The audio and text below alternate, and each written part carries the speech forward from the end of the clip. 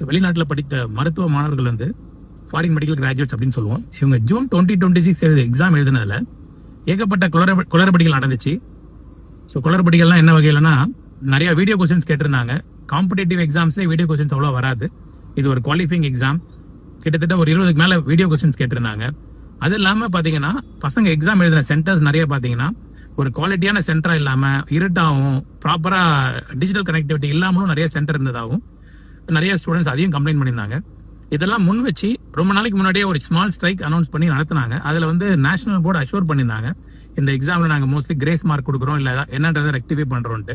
But ரொம்ப நாள் ஆயும் ஒன்றும் ரெஸ்பான்ஸ் இல்லாததால இப்போ டாக்டர் ஜஸ்வந்த் அப்படின்ற ஒரு எஃப்எம்ஜி மாணவர், அவர் முடிச்சு கிளியர் பண்ணவர் தான்.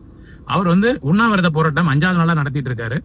அவர் கூட நிறைய 3000 பேர்கிட்ட எஃப்எம்ஜி டாக்டர்ஸ் கூட உட்காந்துருக்காங்க. நிறைய ஃபேக்கல்டிஸும் போய் அட்டன் பண்ணிட்டு இருக்காங்க இந்த ஸ்ட்ரைக்கை. ஸோ இந்த போராட்டம் எவ்வளோக்கு எவ்வளோ தீவிரமா டெல்லியில் நடந்துட்டு இருக்கோ அது அந்த அளவுக்கு சவுத்தில் நிறைய பேருக்கு தெரியலன்றதால இந்த போராட்டத்தை பற்றிய தகவலையாவது நம்ம அட்லீஸ்ட் தெரிஞ்சுக்கணும். நம்மளால முடிஞ்சது இந்த போராட்டத்துக்கு இன்ஸ்டாகிராம் சோஷியல் மீடியா மூலமாக நம்மளால முடிஞ்ச அளவுக்கு சப்போர்ட் பண்ணணும் அப்படின்னு சொல்லி கேட்டுக்கிறேன். I wish a great success for this protest.